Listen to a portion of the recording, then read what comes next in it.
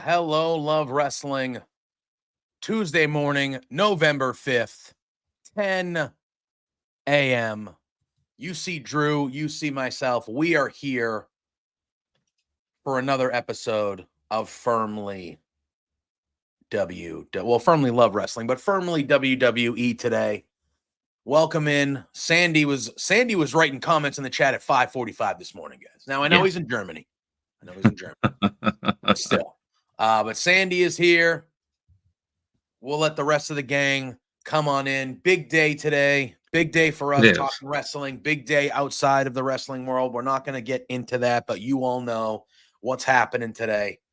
But Drew and I are here. We're going to talk a little bit of Crown Jewel and what happened on the PLE over the weekend. We're going to talk about Monday Night Raw, which was taped from Saudi Arabia and broadcasted last night. We're going to talk a little bit of that, and we're going to do the damn thing. But first and foremost, Drew, you hopped on the watch along. We had ourselves a little bit of a Love Wrestling watch along for Crown Jewel over the weekend. You popped on for the first hour and a half, 2 or 3 matches or so. And that was fun, hanging around with Lawrence, Spencer, Boris, you and me for a while. Pluggo was there. Pluggo, who did some real interesting stuff over the weekend. He did. Pluggo had a big weekend. He got to live his boyhood dream and talk to Marco Stunt. Spencer, I don't know if you're there, but I forgot to monetize the monetize because I haven't been able to do that for so long. I completely forgot to do so. So hopefully I didn't F this, but I don't know if you can check. I thought I might have done it, but I might have forgot. So I'm a fool. Starting on Thursdays, now that I have access, we're good to go. I'll do that. You know what? Speaking of access, since we're here and Spencer's here right now, hey Spencer. Oh yeah, your boy needs some access. Yeah, well. we gotta get Drew access to the StreamYard. I've been yelling. Well, listen, not every week, but I've been yelling at Drew to reach out to you for like the last 2 months. Yeah, I don't know who's doing what. I don't know who's doing what. I apologize, but everybody needs that. No, I'm just kidding. We gotta tell the world. Let's get your boy some access. He says, yes. Just God forbid, in case he needs to do one without me, or I'm away and he wants to keep the show going with the guest, or even like a one-man thing real quick, give him the access so he can patrol the StreamYard and do as he pleases. But yeah, Spencer is the man. Spencer is very, very good. Spencer is a wonderful human. Yes. Absolutely. Sandy, we usually do not talk about NXT. We are not. However, this week, though, NXT and AEW Dynamite are going head-to-head because NXT, which I think was smart on their part, they decided to not have a show tonight, I'm assuming due to the election. I feel like that is a smart decision by not WWE. A single TV show should be on tonight. Yeah. So they decided because of Election Day here in the States, they moved it to tomorrow. And not only are they going head-to-head with AEW Dynamite, it is at the ECW Arena. I believe it's called the 2300 Arena or something like that nowadays, but Correct. It is the ECW Arena. Dawn Marie is going to be a special guest referee tomorrow night. Bubba Ray Dudley is teaming up with Trick Williams tomorrow night to face Ethan Page and Ridge Holland on that show. RVD showed up at LPW. Former, I'm not going to say LPW alum, but LPW, he's been a part of it. He's going to be there tomorrow. I wouldn't be shocked. I mean, tomorrow. We're on Tuesday. I wouldn't be shocked if we see maybe a few more ECW legends. I know he has not been on TV since the Bloodline took him off, but I feel like Paul Heyman should be there tomorrow. I feel like Heyman is a guy, maybe even like a video on the Trump, something. I feel like Paul Heyman needs to be there or needs to be represented on that show. I have a feeling he'll be there. He should. I know he hasn't been on WWE television, and since he was taken out by Solo and crew. RVD. That's probably a good way to put it. That's probably a good way to put it. Friend of Love Pro Wrestling, RVD. I'm looking forward to that show, Drew. Obviously, it's on the same time as Dynamite. I know on this channel, our pal, Big Bad Boris, on Wednesday nights for the last month or so, a little bit longer than that, has been doing AEW watch-alongs. Tomorrow night, I think he doesn't really watch a lot of WWE. He's mainly an AEW guy. He's going to be doing an AEW watch-along, but I believe he's going to have both up. So I don't know how it's going to work, if he's going to be focused on, I don't know. But tomorrow, we do have a throwback to the wars of AEW and NXT tomorrow night. So we'll see how that goes. Yep, Darren Amazing. It is a hardcore match. It is. I love both these girls. Jada Parker I'm a big fan of Jada Parker. I think that one is a real one. Lola Vice is good too, but Jada Parker I'm very high on. They're having a hardcore match, and Dawn Marie is the special guest referee. I feel like for the hardcore match, it would have been incredible if you could have got Beulah McGillicuddy. If you could have got Beulah McGillicuddy to be like, I like Dawn Marie, but for me, when I talk about ECW, and if you want like the female, like Francine and Beulah McGillicuddy, those are the two. Francine, I think, is going to be there tomorrow. I don't know. I was a huge ECW mark, Drew. It was on at 1 a.m. in the morning on Friday evenings on the Spanish channel. That's Spanish channel. Yeah, it was. We had, when I was a kid, 1996, 97, so I'm 11, 12.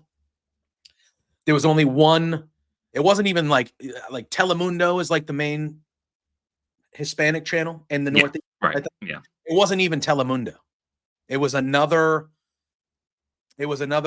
Hispanic channel. It was channel 17. That's all I remember is a channel 17. Univision? Huh? Yeah, that was Univision? it. It might have been Univision. That might have been the only other Spanish channel. Yeah, that might have been the one. But it was on Friday nights at 1 a.m. on channel 17 in my little hometown of Methuen, Massachusetts. And I would stay up every Friday and I would watch ECW, and that shit ruled. And I am of the belief that, people talk fondly of the Attitude Era, of the Monday Night Wars, all that stuff. It's remembered for how great of a time it was in the moment. I think if you go back and you watch some of the Attitude Era now, you will realize a lot of it was pure rubbish. But the moments were some of the best moments in the history of wrestling.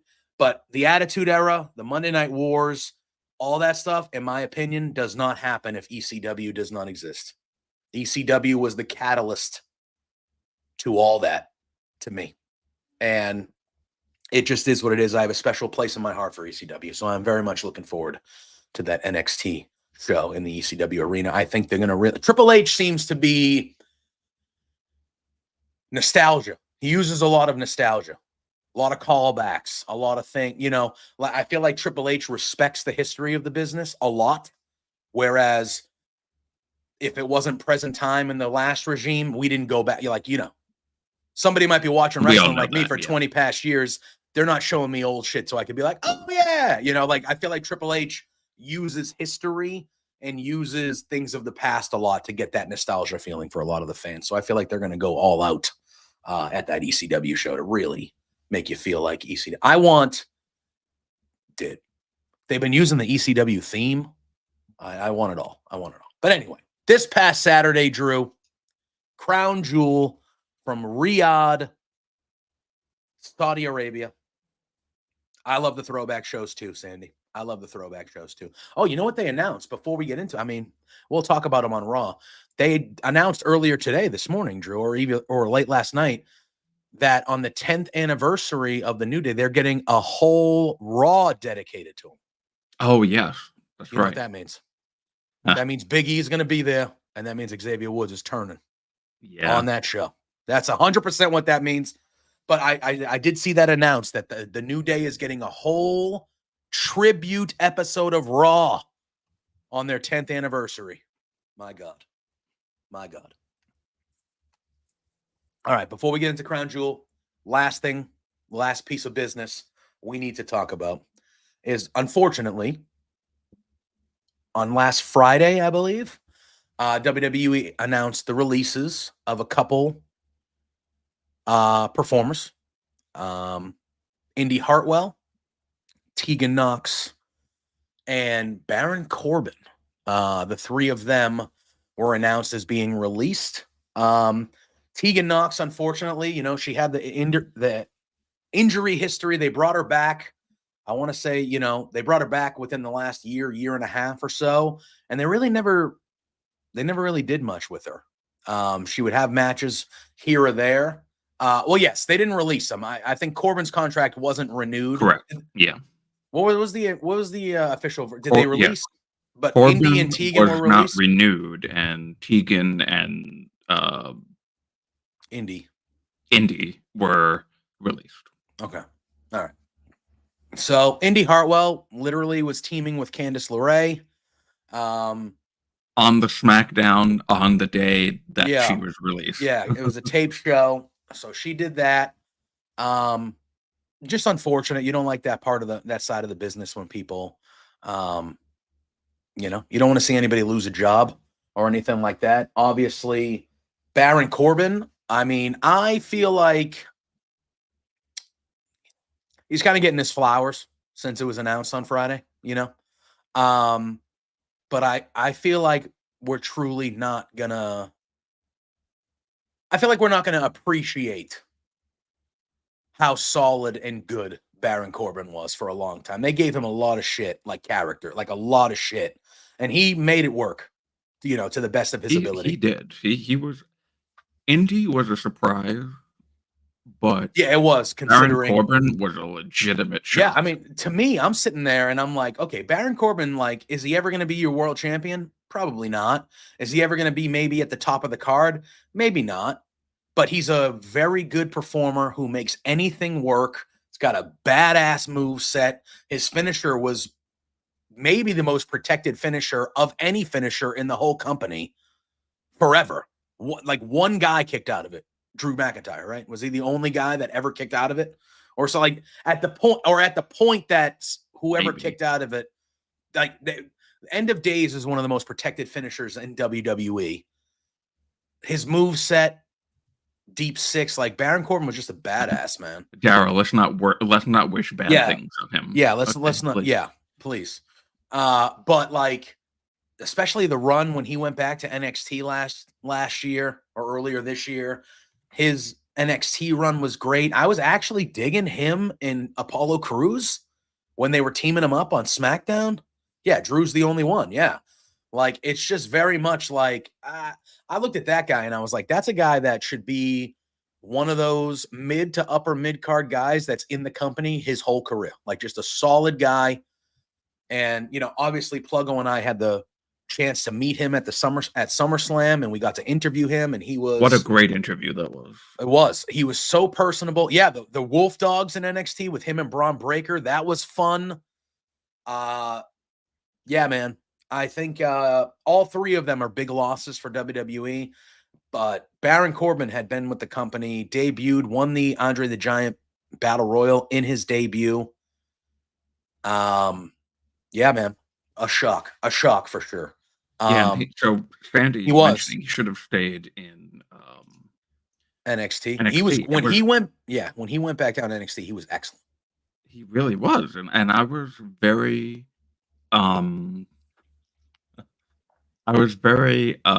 surprised to see him just come back up to the main roster, and I think he only had not even a handful of matches, and then we never saw him again. Yeah, Ryan, I was just saying the same thing. I thought for sure he'd be a lifer, for sure.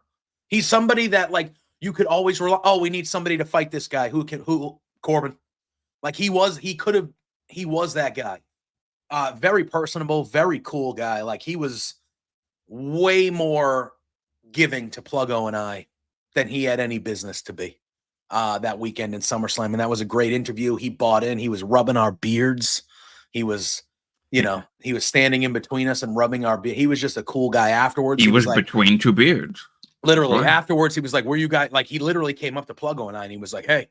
He was like, great interview. We were like, hey, man, thanks. And he was like, where are you guys off to? And we had to go to the Damian Priest screening right after. So we had to like jet out of there. And we told him, and he was like, oh, all right. And we were like, why? What's up? And he was like, oh, I was going to see if you guys wanted to come to the hotel bar and have a few drinks. Oh, and in that moment, I looked at Pluggo and I was like, we can just fucking bail on this Damian Priest thing, right? We should just fucking go drink with this guy. Pluggo doesn't drink, but I was like, we should probably, right? And he was like, and we decided to go to the because we got access. We're not going to not show up, but like, it was one of those things. Yeah. Bum ass Corbin.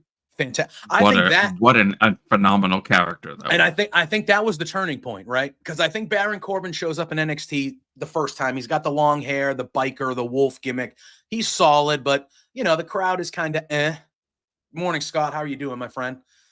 He goes up to the main roster, gets, like I said, first night at WrestleMania.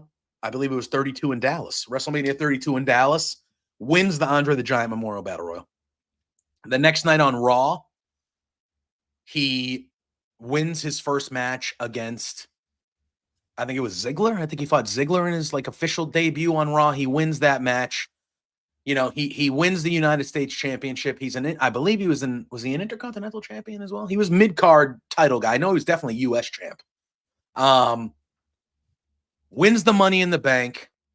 Obviously, he's one of the few guys that loses the Money in the Bank briefcase and his thing, but he wins Money in the Bank. Right. He has it. And then he was just kind of floating around. There was a time where he was being thrown in our faces too much by the previous regime, and he was starting to get that go-away heat. He was the U.S. and Money in the Bank, so he was never IC champion. Yes. Those were his only titles that he ever won. Yeah. So he he won the tag team champions also in NXT. Yes. With Ron Breaker. Yeah. Fucking hell yeah, dude.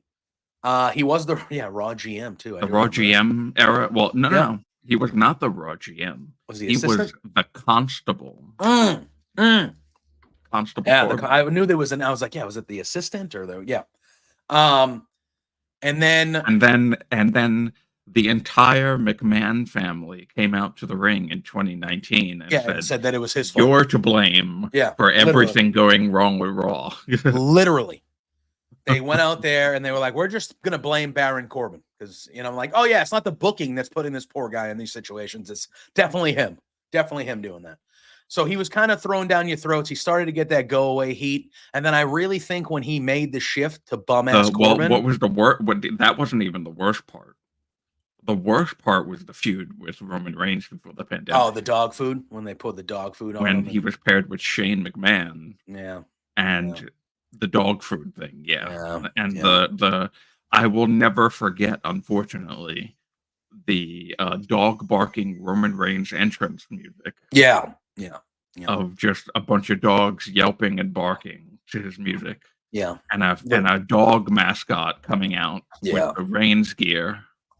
We are so it feels like we are so far away from that fucking type of shit that it is just like, doesn't it feel like we're just so far away from it? Like, there's still some hokey crap and stuff like that's wrestling, but like we are so far away from that and like just garbage. Like, oh man. But I really feel like when he dove into bum ass Corbin, that's when the fans started being like, you know what? Oh, we like this guy. Yeah. And I feel like ever since that moment when he turned into that character, even though he was never given like anything of like super duper substance or super juicy to do, he made everything work. And he got good responses. You remember, Ryan. I'm very sorry. Yeah. And he got good responses. And I think he became this kind of well-liked character. Then they did the Happy Corbin gimmick, but he made it work. And then, like I said, when he went back to NXT, dude, that run that he had back in NXT was excellent. He should have been the NXT champ back then. They should have made him. And that is true, Scott, with a good point. For the longest time, he was the last person until Cody at Mania.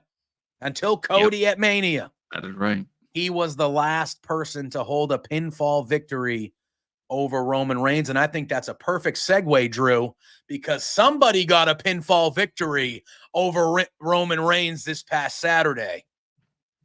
The show opened with OG Bloodline versus Solo and the new Bloodline. It was Tama Tonga, Jacob Fatu, and Solo taking on Roman Reigns and the Usos. And look, this match was good. There was some drama. It was good stuff. Sami Zayn got involved after the match, which we'll talk about. But a lot of back and forth action at first. The kind of story was like Jay started the match, right? And there were a couple times where Roman was asking for the tag and Jay didn't tag him. Jay was tagging Jimmy. He was like, nah, I'm good. And then they kind of used the match to build to Jay was the guy that was taking a lot of the beating. And it came down to the fact where Jay had to give the hot tag to Roman. And like, that was kind of how they built this match was like, Jay, you got to trust him. You got to tag him. He's your only, so they did that throughout the match. However, though, at the end of this match, Drew, obviously Tonga Loa was out at ringside, so it was 3-on-3, but the numbers were not even. I thought that they created those new belts. I thought it would be weird if Cody and Gunther wasn't the main event for that new belt, but I wouldn't have been shocked if Roman was the main event. But I thought they did the right thing by having this open. It was a good match, but at the end, Drew, the numbers game does help a little. Actually, just reminded me. Can we throw up Sandy's that comment above that one really quickly? I love you so. WWE, I'm still waiting for the "I Love You Brooklyn" shirt. Oh, to appear somewhere. Yeah. You are leaving money on the table. Let me buy that shirt, please. Thank you. And I will say, I don't want Drew to not get things that he wants. I want Drew to live a happy life where he gets things that he wants, but don't sell shirts for the heels. Okay. Sorry, you're a heel. Never going to happen. People can root for the heels. You shouldn't be. No. Here's let me say that wrong. It's not don't sell shirts for the heels because the heels should deserve merch. It's don't sell crowd pandering shirts for the heels. This dude has a shirt for practically every city. Okay, but he's this. Besides Cody, I feel like he's a top 3 over babyface right now. That makes sense to me. I know, but you shouldn't have Jacob Fatu. I know he's cool as hell. I know, I love him, but he's a heel in the big bad guy stable. He should not be having a shirt at every city. That's no. Those were the good guys. See, I don't know if Boston 316, Philly 316. That. Oh well, yeah, I have the Brooklyn 316 shirt. Suplex City, Boston. That's a different thing. That also. That's a different thing than what like Solo, Jacob Fatu. They should not be having city to city shirts. They're bad guys. Anyway, continue. It's not fair. It's just not fair that I could have had the opportunity to buy that, and then it was taken away from me. Yeah. Bring it back, damn it. Yeah. Look, there's a lot of love. Jacob Fatu, he could be a face. At some point, he probably will be. The dude is legit. Aphelia's acknowledging Fatu as the tribal chief. It is what it is. But at the end of this match, Drew, Solo Sikoa hits the spike, and he's flat out just cleanly pins Roman Reigns in the middle of the ring. 1, 2, 3. Just boom. I expected Solo and crew to win this match. I did not expect Solo to be pinning Roman Reigns in the middle of the ring. I did not see that part of it coming. But the people who won, I expected to win. Yeah, I thought it was a solid main event. After the main event, Sandy, appreciate you, Doug. After the main event, Roman tries to attack Solo, but the bloodline comes in. Jimmy Uso tries to make the save. Jay tries to make the save, but the numbers game is too much. They start to put the chair. A lot of chairs going over necks lately in wrestling. The horse collar with the chair, it's becoming a thing, man. It's becoming a thing. They do that to Jay. They set it up. It looks like Jacob Fatu is about to break Jay's neck, but Sami Zayn comes down. He makes the save. He slides into the ring, and him and Solo have a stare down. As we saw them talking last week on Raw, it looked like Solo was trying to recruit Sami a little bit. They have a stare down.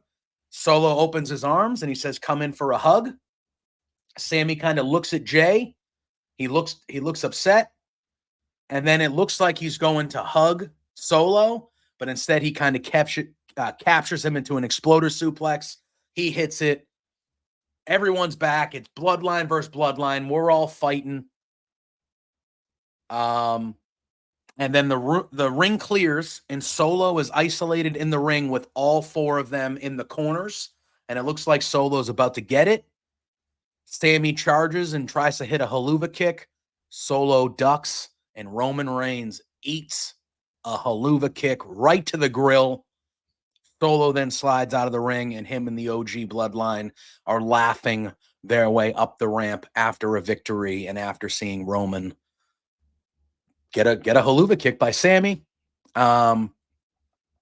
Jimmy's pissed. He starts yelling at Sami like, "What are you doing?" And then Jay is trying to, "Hey, calm down. It was an accident," kind of stuff. And that's how this ended. Now, obviously, we'll talk about what happened on Raw after we talk about Crown Jewel, because there is some more stuff that happened on Raw. But I thought for an opener, I thought for the aftermatch angle, we know where we're heading. We've known where we were heading for a few months now. We just kind of were waiting for them to start the road, and they've started that road fast. And it has been a fast little get together here. I think it's been too fast. I think they should have stretched this out a little bit more. I agree with you. Or started it earlier. That it was too fast. I agree. Number 1, that it was too fast, and also number 2, not a huge fan of how this happened. Not a huge fan. It's fair. It's fair. For both Jay. Well, okay, that's not exactly true. For the most part, I think Sami's involvement and inclusion into being brought right back into the bloodline again should not have been Jay. I'll let you finish. Well, I mean, okay. We're getting it on Friday, right? They've invited Sami to SmackDown on Friday. That's going to be him and Roman. Now, what I would stretch it out. I would have Roman say no. Personally, what I think should happen, and we said this before, it didn't happen with Jay. I think Roman needs to apologize. I think Roman should have apologized to Jay and Sami and said, "We need you. I'm sorry about this from before. I'm sorry." Because the one thing about this, he has Roman never apologized. Yes, never. I was gonna say the one thing about this Roman character is he's come back. He's a baby face. He's starting to lose matches now more regularly. We're seeing this vulnerability to his character, but him himself has not changed. No. He's not apologized. He's not shown any remorse. He's still talking about we need to get back to where we were, making money, winning championships, doing whatever we want, multiple cars, He has not changed who he is fundamentally. He just hasn't. And I thought the best way to do it, and again, we still got a month, right? So it's not, or we still got 3.5 weeks, whatever it is. So we're not all the way there yet.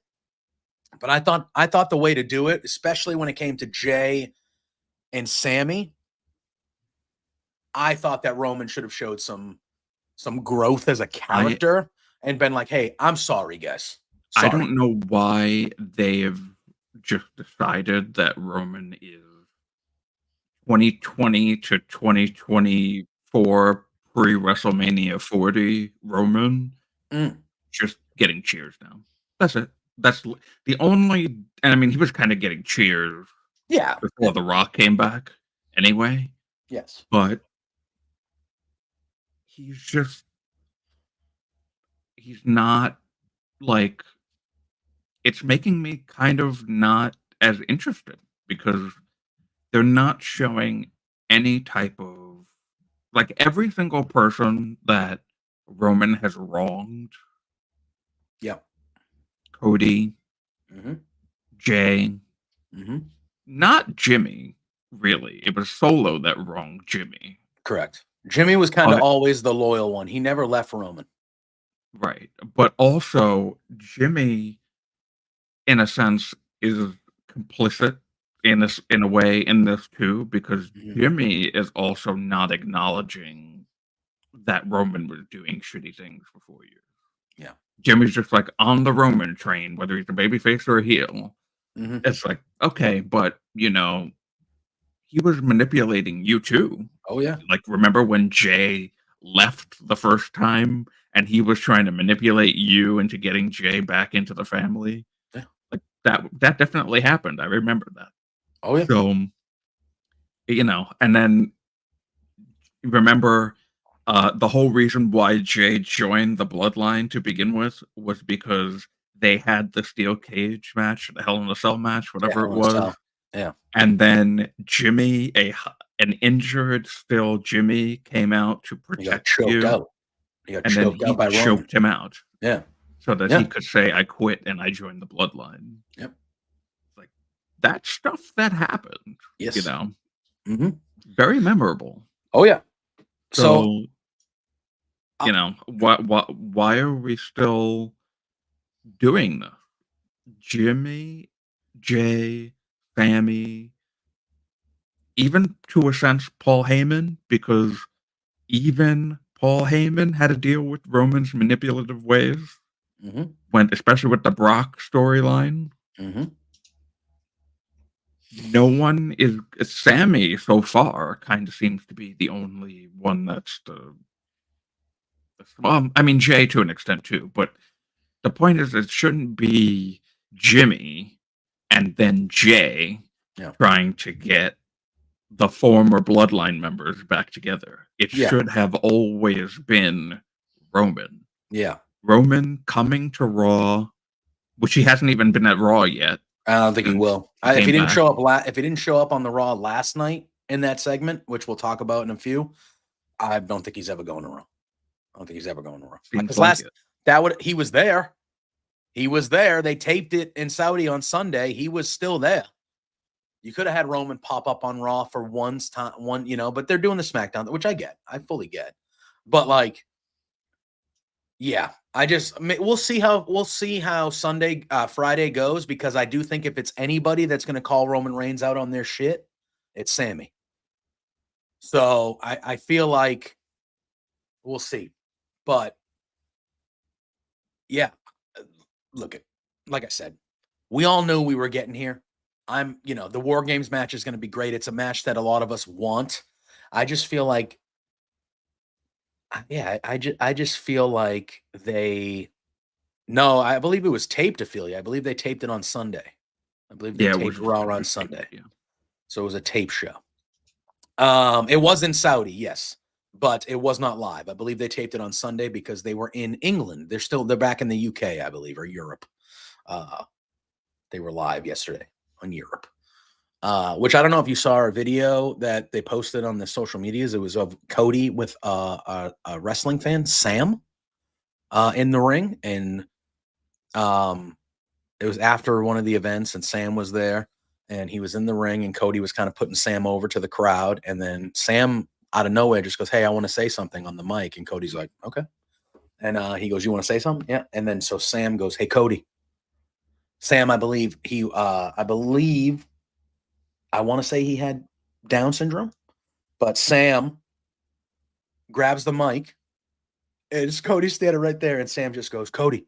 And he leans in, and Cody goes, "Yeah." And he goes, "You will acknowledge me." And Cody's like, "Oh." So then the crowd starts laughing or whatever. And then Cody he grabs the mic. He goes, "All right." And he gets down on his knee and he goes, "I acknowledge you, Sam, as my tribal chief." And Sam's standing in the middle of the ring, and he does the one, and the whole crowd. It was very good. It was a good moment. Triple H. I gotta see this video. Yeah, it's good. It's on Twitter. And then Triple H quote tweeted it, and he said, "I acknowledge you, Sam," with the ones up. And I was like, that was nice. It was a nice moment. It was a good video. Go out of your way to see it, but wait till we're done. You don't leave here. Understood? All right. I'll tell you what I did like, Drew, was this fatal four-way for the women's tag titles. This match ruled. I I was excited about the match. I thought the match was going to be a good match. It exceeded my expectations. This match was fun. Bianca Belair and Jade defending against Chelsea Green and Piper Niven. Damage Control and the NXT girls. Metaphor. I thought all 4 tag teams looked excellent in this match. They gave them all plenty of time to get all their stuff in, to look really good. I love the moment. Listen, Piper and Chelsea Green, man, let me tell you, that is an MVP tag team. That is an MVP tag team. They are spectacular. The crowd was super loud for them this match in general. Really, really good. All 4 of these teams looked excellent. Yeah, I agree. I love the women's representation at this. And on Monday, we'll talk about it, obviously, with Raw, but we had a women's battle royal on Raw last night. There was a lot of good women representation. And when you think about the first show and the first couple shows, they didn't even let women on the first couple shows. Right. And then it was slowly, hey, we're finally getting one match. Okay, now we're getting this. And now, there's 2 matches. And they had to be covered from head to toe. Yeah, which is still a thing. I think which is still a thing, but they were like not even wearing gear. No, it wasn't even gear. It was just T-shirts and like the gear pant. It was, so to look where we are now, it's a good thing. It's a good thing. There was a lot of women on both these shows, and that's the way it should be. But this match was a lot of fun. Still, after that country. What? Don't get it twisted. Then. Well, the leaders. I don't like that I'm watching these shows. The leaders. I don't like supporting these shows. But some of the guys up top aren't the greatest of fellas. But Jade and Bianca do retain as expected. But I thought the MVPs of the match were Chelsea and Piper. I thought they were there were some spots here with Chelsea where it was a lot of fun, where she kind of was by herself. It looked like she was going to get some of the victory, and then she didn't. Piper Niven towards the end of the match hit a Vader bomb. She meant to hit it on Jade, but it was Chelsea, and she didn't know. That led to the finish. This was a very good match. Funny. This was a very, very good match. I thought this was one of the matches that stole the show. I truly thought this was one of the matches that stole the show. The Meta Girls were amazing. That was a really, I think that they have knocked it out of the park this last 3 weeks or a month when they've given that opportunity up there. They were excellent. I thought everybody was excellent in this match. Chelsea's hesitation on the ropes, that was a good spot. It was just a very, very fun match. And Jade and Bianca, like I said, retain. Where I think we're going to be doing that. We talked about it on the preview last week, but I think whenever they do lose those titles, that is starting the end. That is starting the end between Jade and Bianca. Last night in the women's the women's battle royal to crown the number 1 contendership, we saw a little bit of a tease in there, Drew, where they did the stare down with Jade and Bianca, and that crowd went fucking nuts. Yeah, that crowd went fucking nuts. Sandy, if you're sitting here right now on November 5th and you're not thinking that is one of their primetime Mania matches next year, you are crazy. You are crazy. Dan, 100%. That Vader bomb spot with Chelsea and Piper was incredible. Love me a good Vader bomb. Love Vader. But I thought that match was great. I actually was rooting for Damage Control to win. That's fair. But after what happened on Raw involving both the tag and both stories were in one match in one story on Raw. Then it was okay. Yeah, I get it now. Yeah, I have some thoughts about that. We're going to talk about that. Let's go through the rest of this card. But I have some thoughts about We then had, it was just a regular match, but it was big Bronson Reed going one-on-one with Seth freaking Rollins. Love this match, man. Love this match. Love these two. Love what we're going to be talking about Raw in a second, but loved what we saw on Raw to continue. I'm in on these two. However, I will say I thought Bronson Reed should have won this match. He should have, but then it was like, okay. They made it work. I get it. Yeah. I get it. And but Bronson Reed should have won this match. Yeah, he just looks like a sore loser now. Yes. And I get it. He had to do, it took 3 curb stomps, including a super curb stomp from the top. I get it. One of the curb stomps was on the stairs, kind of the callback to the monster of the whatever match he had with Braun. I get it. And it's Seth freaking Rollins. I understand. I just felt like, we've elevated Bronson Reed to this status where he is over and everybody cares about what this guy does. I feel like him winning that match on Saturday would not have hurt Seth Rollins an ounce. And I think it would have done a lot for Bronson Reed to get a big, and he might get the next win, and because this is going to go for a while. I think that we're going to get at least a couple more matches out of these guys. So he might win the middle one, and then Seth wins the feud, whatever they're doing. I just feel like Bronson should have won. I feel like it would have done a lot more for him if he would have won, but I completely get it. Yeah, and that is true. Seth is up there, man. He's been wrestling for a long time. He's got bad knees. Like, I get it. I just feel like Bronson should have won that match. But regardless, it was a super good match. And I'm very excited that they're going to keep going with these two guys. They are a pairing that I'm in on this, Drew. I want this to go for a while. How are you? How'd you feel about this match? Yeah, it was a great match. And again, I wanted the same outcome that you wanted. But it's all to continue that long-term storytelling that Triple H loves so much. Yeah. Which is fine. I mean, certain stories. Other stories, like Damian Priest and Judgment Day, which we will be talking about, we got to stop that. But, this was perfectly fine. Yes, the heel being a sore loser, it's not like that's the first time that's ever happened before. No. So I'm willing to, not be as harsh on it. Yeah, I'm not devastated by it, but I just feel like, that was Bronson Reed's match to win. Yeah, it should have been. Again, not the end of the world. What they did on Raw last night ruled. Which he's not been ruined or anything. No, I'm not going to those depths. I'm just saying I feel like Bronson, that was, like you said, that was his match to lose. We then move on and we have our first Crown Jewel Championship match. It was for the Women's Crown Jewel Championship. It was Liv Morgan versus Nia Jax. This one was better than I thought it was going to be. I thought it was going to be good, but it actually was a lot better than I thought it was going to be. Back and forth to start. First of all, Liv Morgan started this match by slapping Nia Jax, which, I know Liv's an instigator, but what are you doing? And then Nia Jax just started throwing her around, all stuff like that. And then during this match, we see Tiffany Stratton make her way with the Money in the Bank briefcase. She tries to cash in, but Nia sees her and is like, "What are you doing?" And she starts stalking and walking around, and Tiffany's like, "I wasn't cashing on you. I was going to cash in on Liv. Like we talked about, I'm not here for this. I'm going to,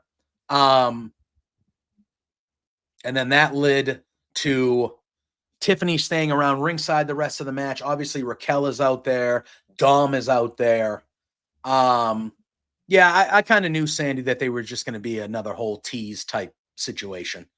And then they go back and forth. At one point, Raquel Rodriguez is kind of going after Tiffany, and Liv joins the fray. And then Nia kind of takes everybody out, including Tiffany. They get back in the ring.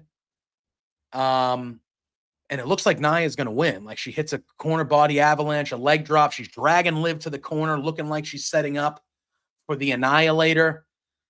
But Raquel gets involved and kicks Nia Jax in the face. And then Morgan takes advantage, and she wins with a kind of a crucifix bomb of sorts and rolls up Nia Jax and gets the 1, 2, 3. Yeah, Tiffany is over. Sandy. She gets the pop everywhere. And Liv Morgan is your WWE Women's Crown Jewel champion. Triple H and her celebrate in the ring. She raises Triple H raises her hand. And so I assume this Friday on SmackDown, Nia is probably going to be real pissed and taking it out on Tiffany Stratton as we move forward. But Liv Morgan, your women's crown jewel champion, is that how you thought it was going to go, Drew? Nope. You thought Nia was winning. You picked Nia. Yep. I had Liv. I thought Tiffany would mess up.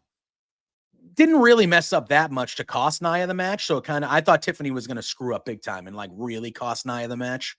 I'm sure Nia will spin it in a way on Friday where she blames Tiffany for it. But I picked Liv to win. So I'm not shocked. I just thought Tiffany would be more of a factor than she was, if that makes sense. I really had it and dead set that because the Tiffany promo on SmackDown the week on that Friday. Yeah, we can talk about that. You can bring that in. Was very contradictory to everything that happened at Saudi Arabia. Yeah, because she said she was like, I'm tired of your stuff. I'm going to cash in on one of you. Like, she was giving it a little bit back to Nia in that promo. Now, later on, when Nia pressed her on SmackDown, she said, I was just saying that to get her confused. Like, I'm not cashing, She tried to talk her way back a little bit from it. Yeah, but I didn't think that meant that she wasn't actually going to do it. I thought that meant that she was just lying to Nia. Yeah. So I didn't really. I'm going to be honest with you. The match was fine, but this was just two heels being heels with extra heels around the ring, and Tiffany Stratton, the biggest baby face in the entire arena in that moment, and they just continued to not do the thing. Yeah. What an incredible moment it would have been for the end of that. I don't think they want to do it in Saudi. I don't think they want to do something like that. I just don't think they do. I think they would rather. Okay. I think there's a reason that they created these belts because they don't want to. The vibe that I get from the Saudi Arabia shows is that they want them to be good shows. They want them to stay in line with the storylines and things like that, but they don't want to do anything massive over there. That's just the vibes I've gotten. Not with the last guy, because he had Goldberg pin the Fiend and all this stuff. Like, not with the last guy. I think Seth won the World Heavyweight title was over there when they crowned that champion. So, yeah. I believe Seth did it over there. So they've done big things over there. I just get the view that, like, storyline-wise, they want Tiffany to cash in over here or on a show that everybody watches. I think they know that a certain section of their fans don't watch those shows either, which has something to do with it. But I don't know. You feel like they should have? You feel like Tiffany should have cashed in? I think that was the perfect. I mean, okay, is it the perfect time to do it? Probably not the perfect time to do it. But all of the parts were like in motion for it to happen. Yeah. There. Yeah. And especially with the promo that was on SmackDown, like, can we just do it? It's been like, I've been truthfully, when we first, I think it was one of our first couple of firmly WWE shows. That was when Tiffany won Money in the Bank. And I was concerned. Well, no, it was right. We did right after SummerSlam. Yeah. And so it was when they started doing the Nia bully, like being a bully. Right. So angle. I was concerned that they were going to follow the same pattern of Nia and Alexa Bliss, where Nia was going to be a fool and Alexa Bliss was the one, being her friend, and then cashed in on her. They very quickly flipped that script and said, "Oh no, actually, Nia is going to be a stone cold bitch now, and Tiffany is the one that you're going to want to root for." So I was very, very happy with that outcome, and in fact, it made I didn't care about Nia Jax at all for the most part, and this made me care about Nia now because I was like, "Oh, okay, wait a minute." So she's actually the one in control now. not like in the Alexa Nia version where Alexa was the one playing with Nia. Yeah. So I was like, okay, I'm on board with this. Absolutely. That was on SummerSlam. Yeah. Now it's been like 3 pay-per-views, PLEs since then, I believe. Yeah. And we're still doing the same. Oh, I'm coming to. Oh no, I'm not. Never mind. Well, I mean, they do. I mean, that's what they do. That's what they do. Yeah, but it's getting to be enough at this point. Yeah, I mean, every single crowd, every time Tiffany Stratton comes out, wants it to happen. I do think it's still too early. Now, I agree with you that they're doing the fake cash in too much. They need to, but that's kind of something they've always but they are doing the fake cash in attempt or the close but no cigar cash in attempt too often. Yeah, Priest did it for what, 7 months? Priest was doing that shit. We just talked about Baron Corbin. I feel like he did. Well, no, but there was a long period of time where he wasn't even cashing. He wasn't even attempting to cash. That's fair. That's fair. I do think they're doing they're doing that too much, but they always do that too much. I still think it's too early for Tiffany to cash in. I think it's too early. I think you stretch that shit out. Well, she's had it since when? She's had it since July. So she's had it for 5 months, 4 months, something like that. She's had it since July. So listen, I wanted the women to carry it for more than 24 hours, but it didn't need to be for 5 months. Yeah, it's fair. It's fair. I just feel like I don't know when they're going to do it. My guess would be maybe Saturday night's main event. But Rumble would be good. I think you can make a real big moment on NBC with Saturday night's main event, especially if Nia is defending the belt against somebody. Maybe Nia. But is Saturday night's main event going to include SmackDown as well? Yeah, I think so. I think it's still going to be the whole company. They haven't, I would think. Well, that's true. I would think it's a 3 or 4 match card. Saturday night main events back in my day, I was still too young when they were around, but you know what I mean? Back in the day, Saturday night main, they were like 3 matches. It was like 3 or 4 big matches. It was an hour or an hour and a half. And that was it. And it was just like a mini little pay-per-view on regular TV. I feel like that's what they're going to do. It's on a Saturday. It's on NBC. I think we're going to get a 4, maybe 5 match card. And I think if you're on NBC in front of a big audience and cable television like that, that would be a big moment where the crowd's flipping out. She cashes in. We got a new champion. Tiffany looks the part for sure. I think that's a big moment you can do on that show where maybe somebody that's tuning into NBC that's like, oh God, there's wrestling on tonight. Let me check this out. Yo, who's this Tiffany Stratton girl? She looks like a star. She just won the belt. Everyone's losing their fucking mind that she just won.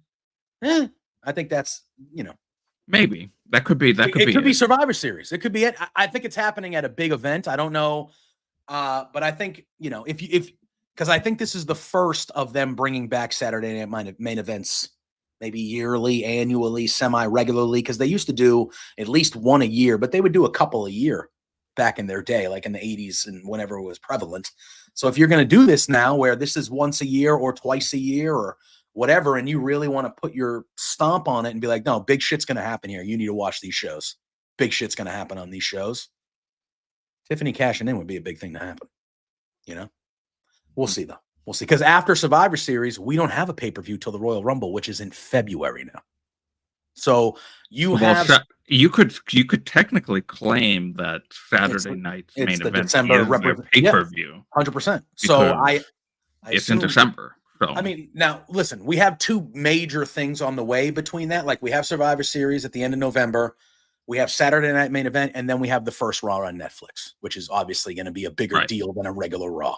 So we have 2 major things happening in between Survivor Series and the Royal Rumble, but that's like a 7-8 week gap where there technically isn't a PLE. Right. So if you want something giant to fill, or technically they're not classifying it as a PLE, but they have a major event in December and they have a major event in January. Yes. So we'll see. We'll kind of see how that goes.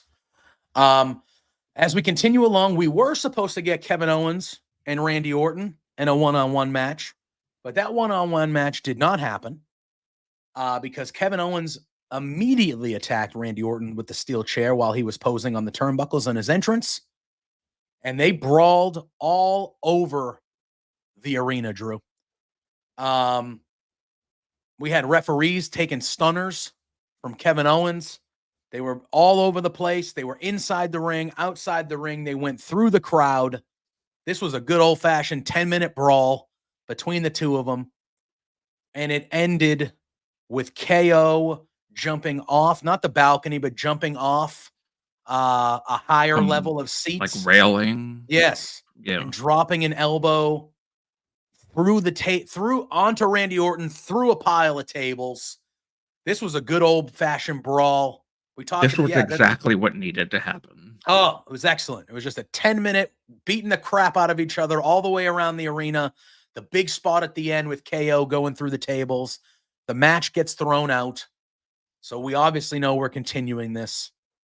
I thought this was great. This was perfect. On a 7-match card, which is longer card than we've been normal to, I thought this was because I remember, I think you had already left at this point on the watch along. Yeah. And it's not that we were tired of the watch along, but I remember it was either Spencer or Lawrence. They were like, "Oh man, we still got 3 more matches left." And it was like, yeah. It wasn't an AEW show. Yeah, I was like, man, we still got 3 more matches left. Like, this has been good, but 3 more matches. Like, this is still going for at least another hour and a half, probably. And then this kind of 10-minute brawl here. Yeah, Sandy, you did predict it. You did predict it last week. Good call by you. Good call by you. But I agree with you, Drew. I thought it was perfect, and I'm excited to see this continuing on Friday. We'll see what happens. And then, Drew, we had my match of the night. It was the triple threat match for the United States Championship. It was LA Knight defending against Carmelo Hayes and Andrade El Idolo. Really good match between these three. Dude, I'm telling you right now, man.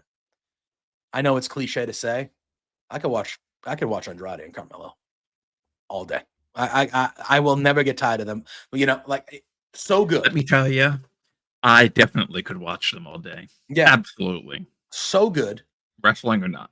Yeah. So this was a great match. And and the finish was great, Sandy. The way they planned that finish out was fantastic looking. Yeah. Fantastic actually, they've been doing that more lately.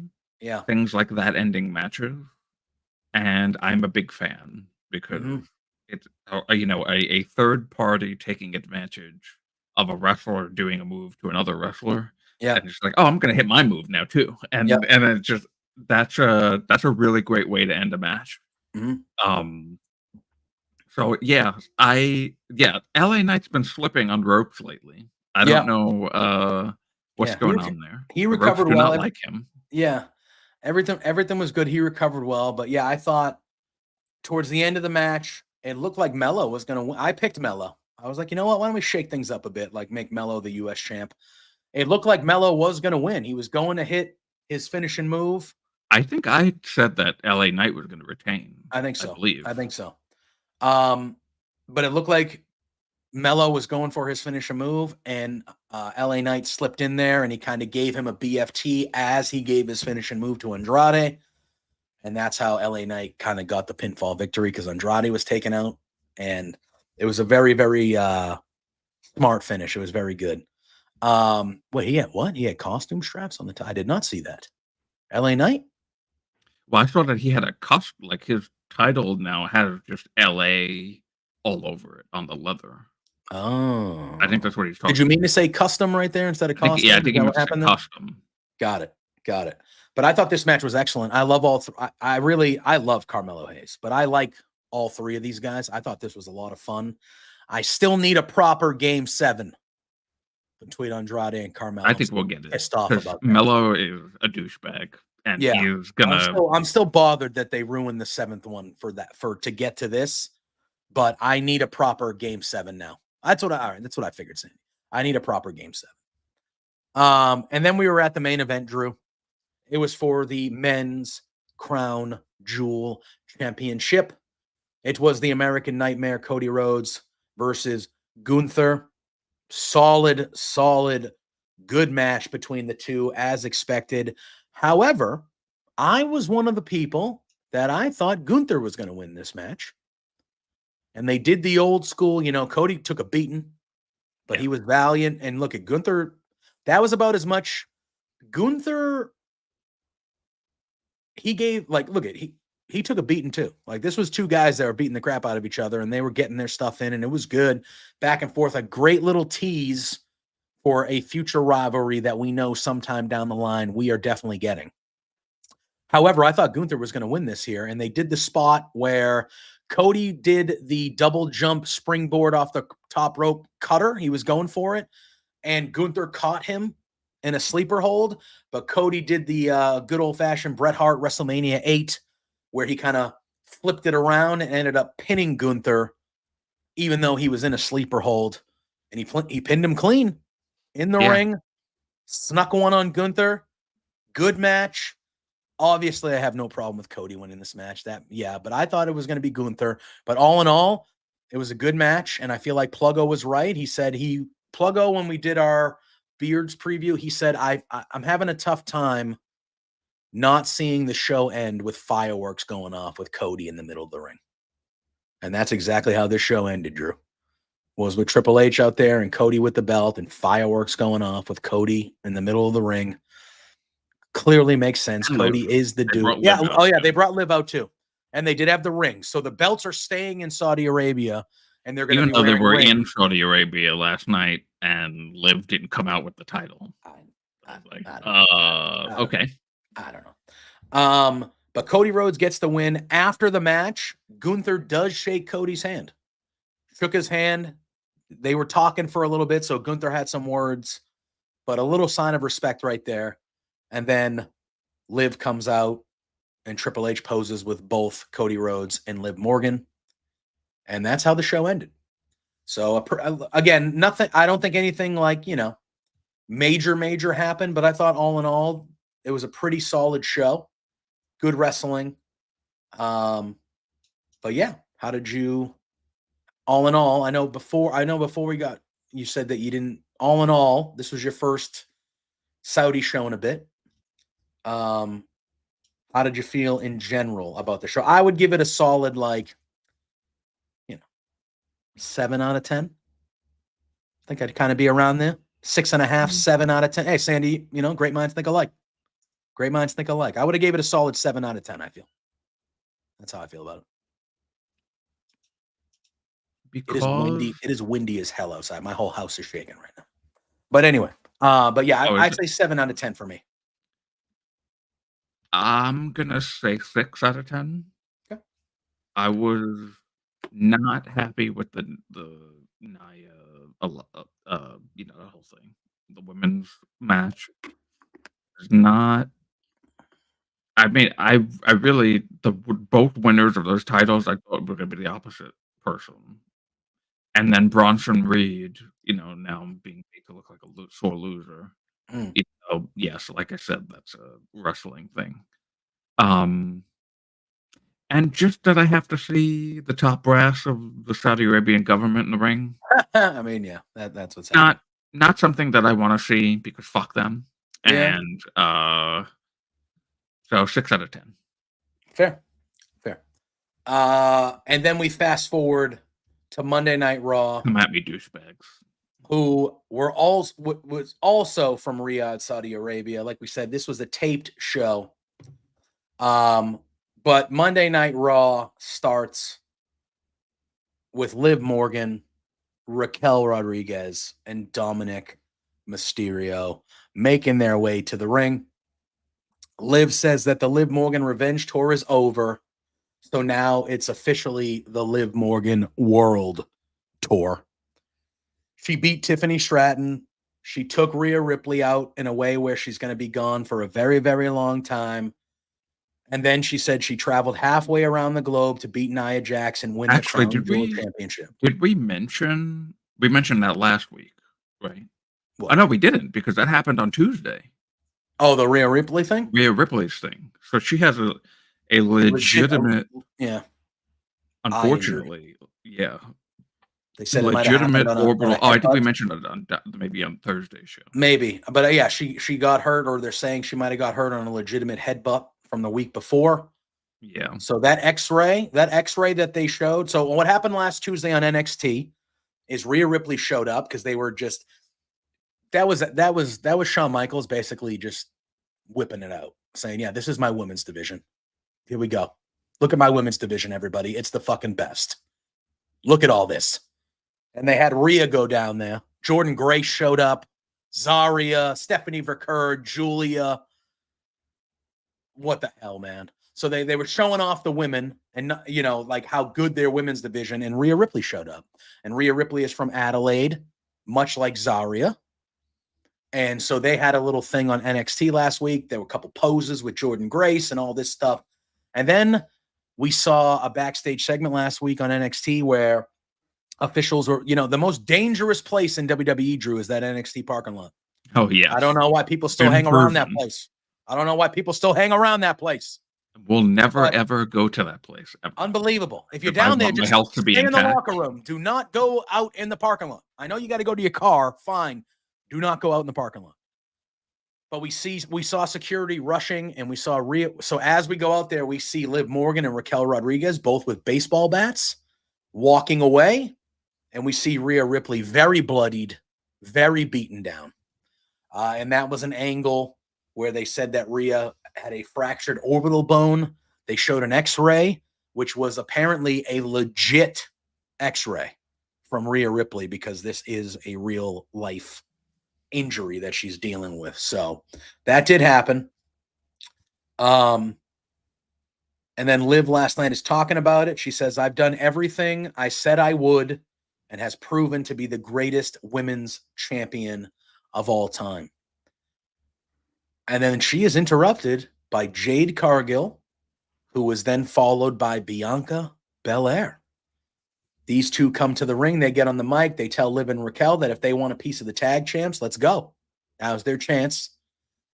Liv kind of says, yeah. And she tries to sow a little bit of distrust maybe between the two of them. She's like, we all know, Jade, we all know that Bianca, she's trying to, she's poking the bear. She's poking the bear, Drew. I did notice that the crowd did cheer much more heavily for Bianca than they did for Jade. So I feel like maybe, and I haven't really been paying attention that much to if that's happening regularly in the States. Well, Bianca is definitely more, she's been around longer. She was the star of the women's division for years as champion. Bianca is much more established. A WrestleMania main eventer. Yes, multiple time. Her and Sasha Banks, one of the better matches in Mania history. She's more established to the point where she was a main event player. She still is, but she's in the tag. So I feel like she is a bigger star, and will get those bigger pops, which is why she needs to be the one that turns on Jade Cargill. I don't think they'll do it that way, but she should be. Unfortunately. But I agree with you. So Belair. So then Liv starts poking the bear, trying to get them to kind of go against each other a little bit. Basically saying, you both think you're the best, which seems misguided. She goes, but one of you is just going to turn your back on the other one and stuff like that. But Bianca kind of doubles down and says, hey, let's go. Stop making excuses. Get a ref down here. Let's go. Adam Pearce then storms down, yelling at everybody. He said, this is what we're going to do. We're going to have ourselves a number one contenders battle royal right now. And the winner will be your next challenger, Liv. Oh, so hold on. Something that we did not mention. Yeah. On during that whole Randy Orton and Kevin Owens debacle at the Crown Jewel show, the GMs of both shows ran into the ring to try and stop them. Yeah. And Randy Orton RKO'd Adam Pearce. Yeah, I do remember that. They didn't reference it really on Raw at all, did they? I know commentary mentioned it, but they didn't really talk about it. So something that I noticed on Raw was when Adam Pearce came down to the ring to separate everybody, he kind of shoved the referee in his way. I don't know if you paid attention to this. He kind of shoved the referee in his way when Raquel was stepping to him. I did not see that. To like separate, to have the referee be the separator between the two of them. Yeah. And I was like, oh, okay. I feel like I don't know if there's got to be listen. I like Adam Pearce, and I've expressed feelings about Adam Pearce multiple times on the show. But there's got to be like some reason at this, or like some explanation now for. Well, not even. He's got. I feel like him getting RKO'd, him actually being touched physically for the first time.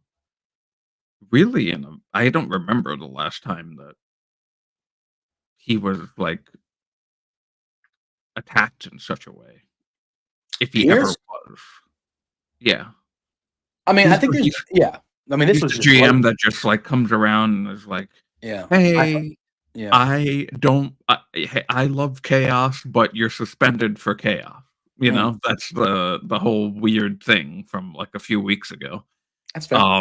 Especially involving Bronson Reed. Like, but Adam, this is what you want, pal. You want the chaos. So why are people getting fined and suspended when the chaos actually happens? It's very strange. So what I would like. And I'm not saying that I want a heel authority figure at all. I'm not saying that. We don't need that stuff anymore. Way overplayed in WWE, especially. But if as a little like tweaked his character now, where he realizes chaos ain't the way anymore, it was like, oh, you know what? Now we have to actually run a tight ship. Because no one, and I mean no one, is ever doing that to Nick Aldis. Yeah. Roman Reigns, the Bloodline, all of the heels in that company, big heels on SmackDown, they see Nick Aldis and they go like, oh, okay, hey, all right, see ya. They're like, okay, cool. No one touches Nick Aldis. It's fair. But again, Randy Orton is a SmackDown guy. So, and that's also the thing. And look at Adam Pearce, former wrestler in his own. He can hold his own, Scrap Daddy. But Nick Aldis, that's what it is. Nick Aldis would,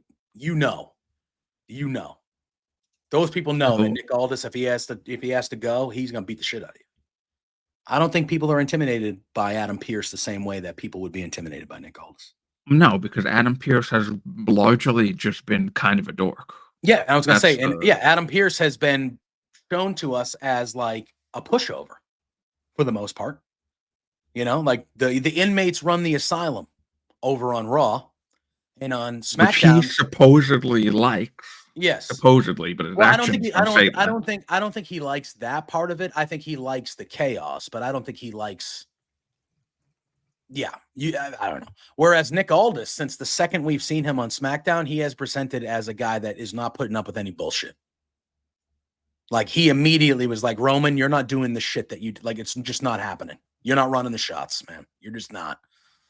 Eventually, he kind of knew that Roman was, but like, you know what I mean? Like he immediately showed up and was like, yeah, the same stuff you pulled before. Oh, the bloodline, man. The Roman Reigns OG bloodline, prime heel bloodline. Oh yeah.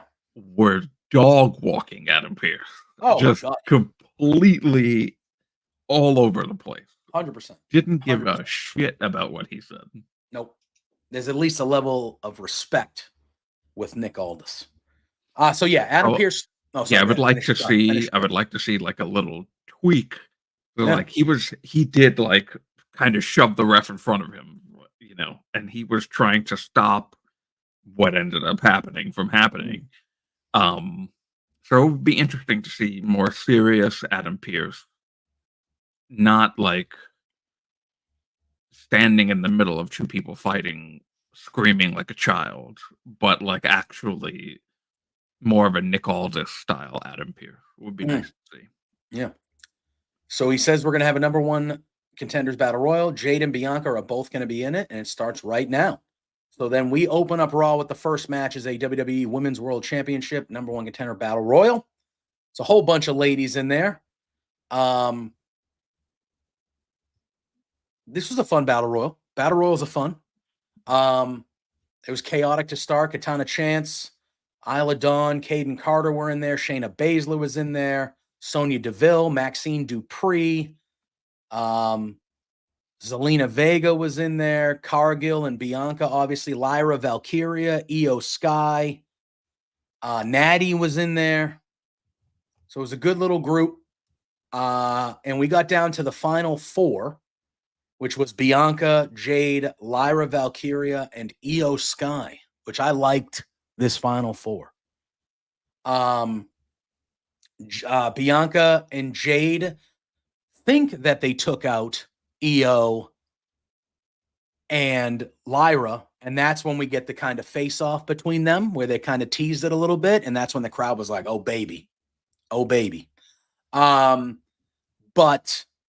Io and Lyra get back, and then we see as they're going towards the ropes, Raquel Rodriguez, who her and Liv are at ringside, Raquel starts grabbing Bianca's ponytail, her braid, and is really forcefully pulling it, and Jade comes over to try to help, and as Jade comes over and tries to help, Liv gets up there and pulls both Bianca Belair and Jade Cargill out of the ring, which leaves us with our final two, which was Io Sky and Lyra Valkyria. They had a good little couple minute back and forth. Really love the finish. Yes, really the German suplex. Io hits a German suplex to Lyra on the apron. They're kind of outside the ropes. Very good looking German suplex. Lyra ate it high on the neck. It looked real good. And that eliminated Lyra. And Io Sky celebrates. You just stayed in that position, yeah, she's cheering. German suplex, just yelling. I love and screaming. I love Io. And she is now the new number one contender. Her and Liv should be a lot of fun. But I will say this, Drew. I know I said I had some thoughts earlier. I love Io Sky. I am never going to complain about Io Sky winning anything. I would have given it to Lyra. I thought because I think it's a good spot. Lyra came up with a ball of fire. She was in the finals of the King of the Ring. They immediately made her matter. And then she's been kind of floating around and not doing anything. And I think Liv is beating whoever was winning this match. We all know that. Obviously, Io is a former world heavyweight champion. So it makes sense that she would be a number one contender. But I thought this would have been a good spot for Lyra. Put her in a match. She's going to lose the match. But put her in it's not a bad thing for a newer wrestler or newer superstar to get that opportunity. And I feel like if she would have got that opportunity, she has a good match on Raw with Liv. She almost wins. Valiant effort type shit. That elevates her. That immediately elevates her. And I feel like Io is already there, man. Io's already there. So, like, I don't know. We're not going to go wrong with Io and Liv. It's going to rule, but we all know Liv's probably winning. Like, Io's not going to win the belt, which is fine. I just felt like, that was an opportunity for Lyra to get an opportunity that would have raised her. It would have elevated her a little bit, even in a loss. It would have elevated her, and I feel like she's really good. She's really good, and I feel like she's been kind of floating around since she lost the finals to Nia in the King of the Ring. She hasn't been doing much. And I look at the people on Raw.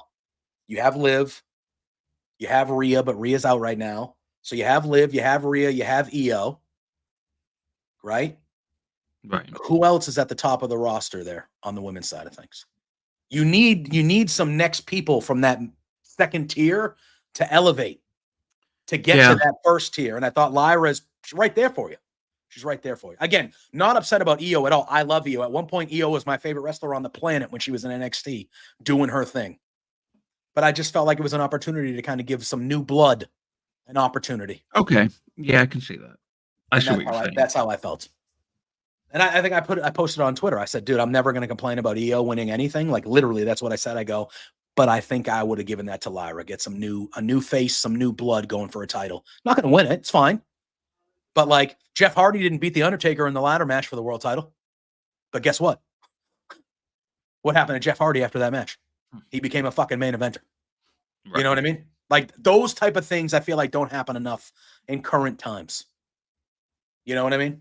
So it's kind of like, if you think about all that stuff, right? You think about the old school. They knew that maybe down the line that they had big visions for Jeff Hardy. So they're like, okay, he's not ready yet, but why not throw him out there against The Undertaker in this ladder match and put him in a situation where people are going to watch that match and go, oh man, that guy's part of the future. That is part of it. Like that guy is somebody we're going to root for to win that title someday. I was there too, Scott. That was in Boston, Mass, that ladder match. With The Undertaker and Jeff Hardy. It was fantastic. One of the better live matches I've ever seen. But I feel like that's something that WWE needs to do a lot more of.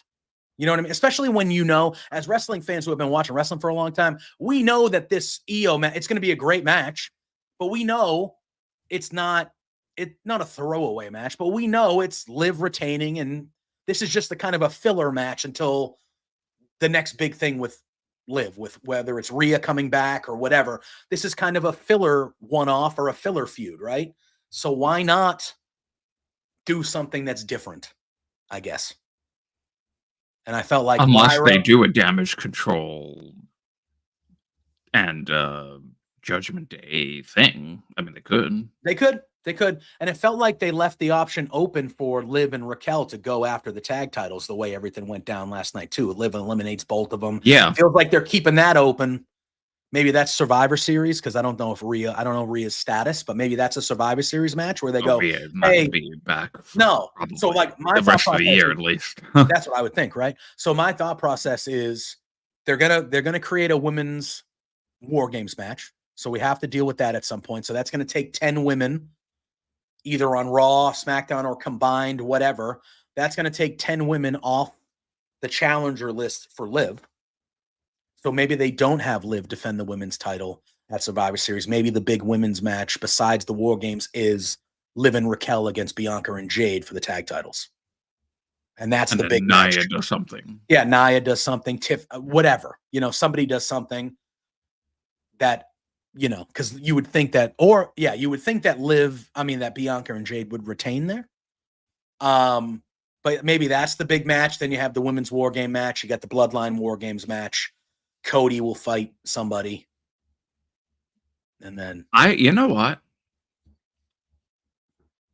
Actually, I think Raquel and Liv should win the tag title. I was going to say that. I was going to say, I don't think that would be a bad thing if Liv just fucking had everything. Everything. And I think that starts the decline of Jade and Bianca. And then in the Rumble, that's when the turn happens. So like they're like being buddy still for the remainder of the year and then through January. And then they do more of that like Kofi, Xavier Woods style stuff. Mm. And then Rumble, whoever's going to do the turning, hopefully Bianca, like we said, but probably not. I don't think it will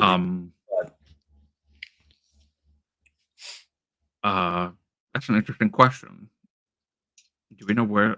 I mean, I don't think there's any place you need to go to other than YouTube. It's got basically everything you need. Is Daily Motion still a thing? I never even heard of it, so I would not know. Never even heard of that. Not Daily Motion. That's no. I mean, you can find. I don't remember the name. You can find highlights on like their social media accounts. Like if you go to WWE on Twitter or Instagram or you know, most wrestling companies have a Twitter account. The other social media accounts. All their social media accounts of whoever you want to see. There's usually some good clips on all of them, but YouTube is where you're going to find the most of your things. There are a ton of stuff on YouTube.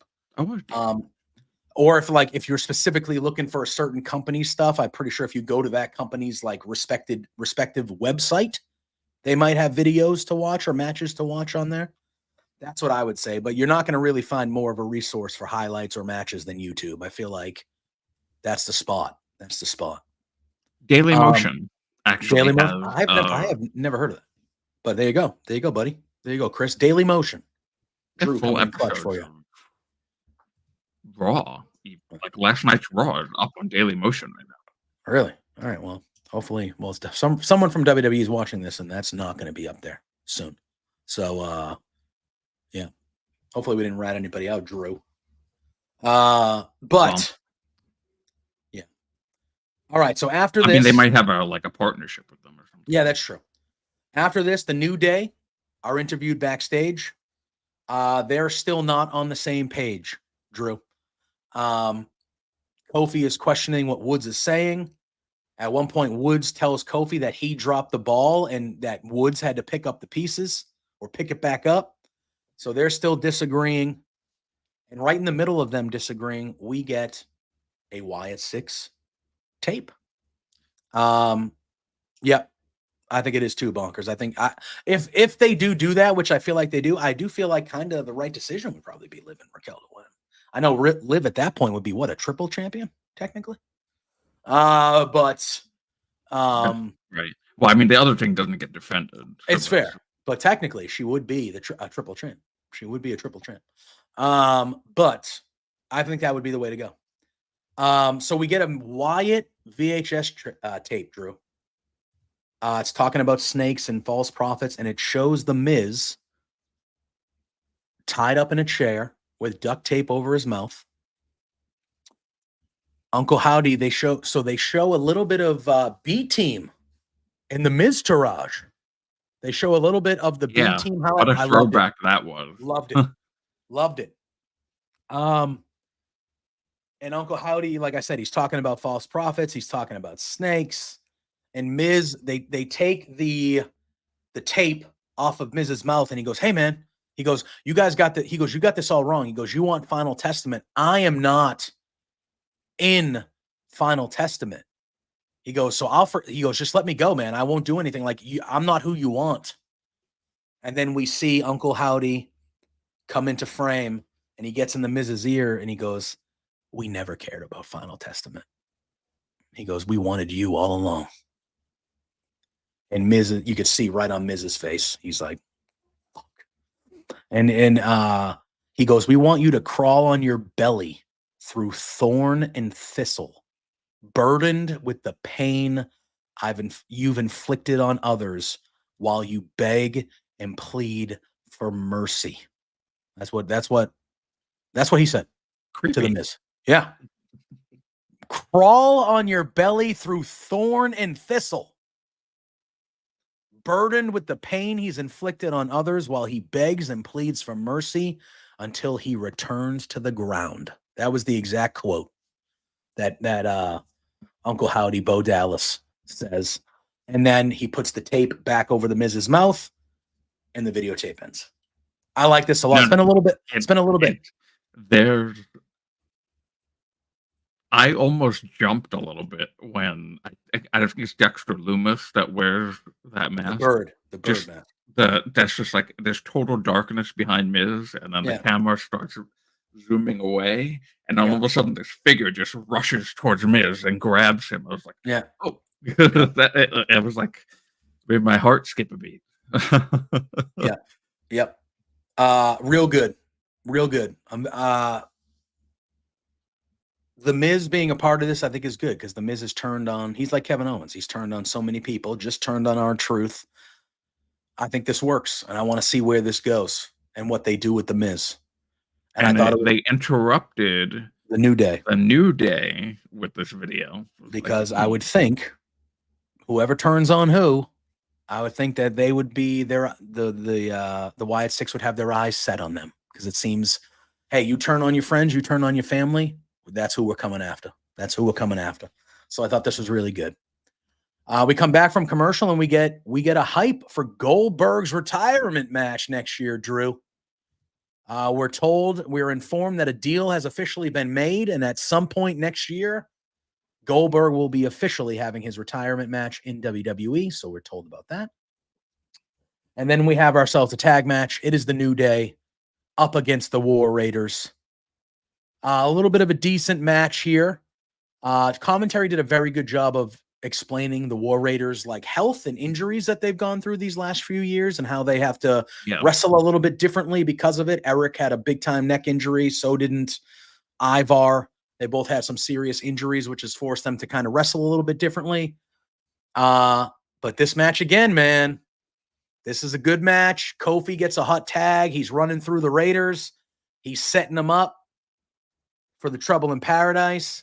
And out of nowhere, Xavier Woods tags himself in, which Kofi does not understand. And he's like, what are you doing? Xavier Woods gets in there. The War Raiders cut him off.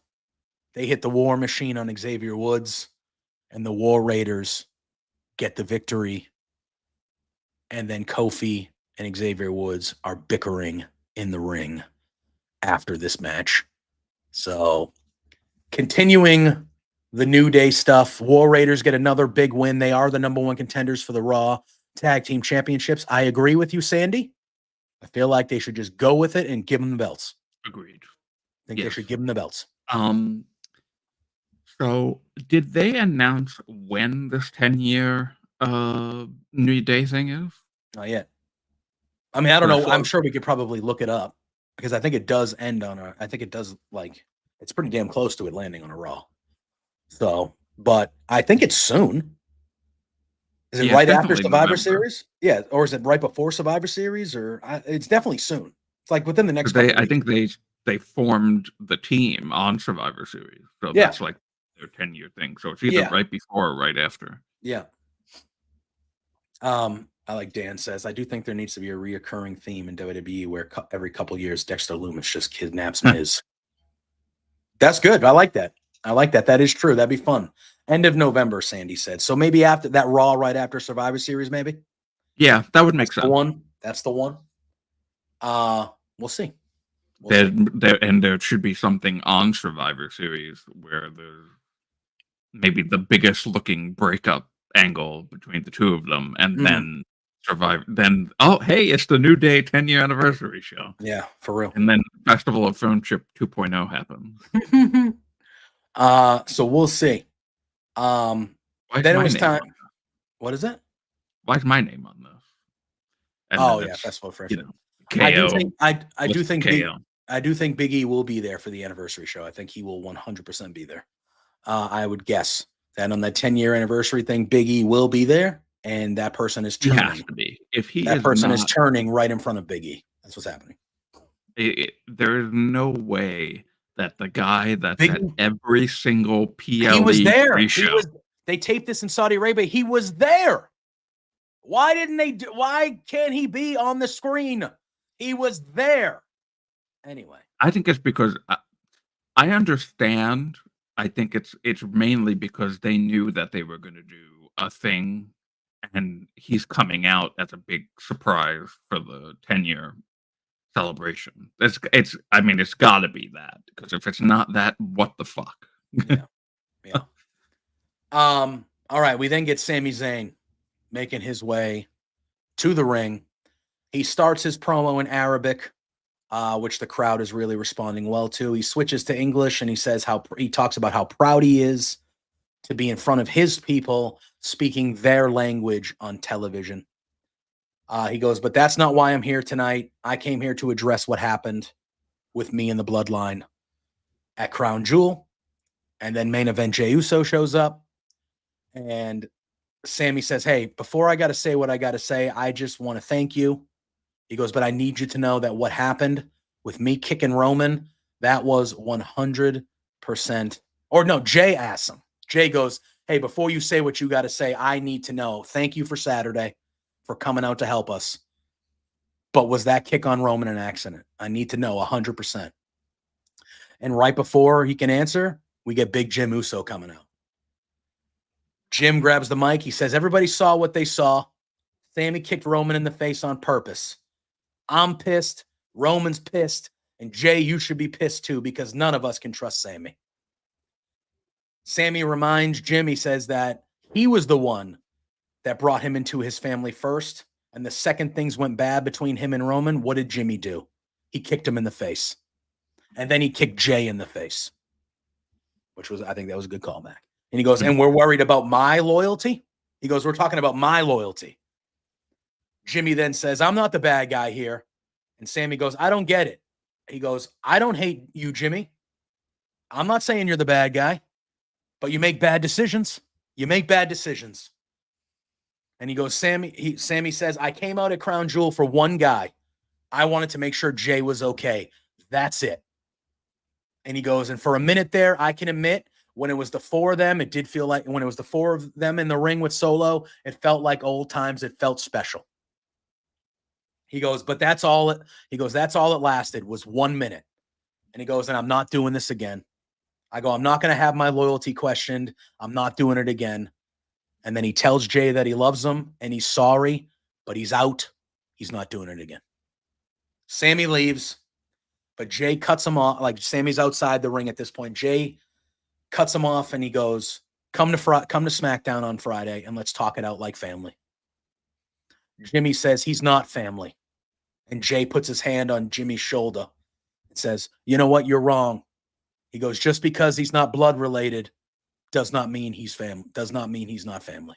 He's family. He goes, because right now what I see is Jimmy Uso, I see Jay Uso, and I see Sammy Uso.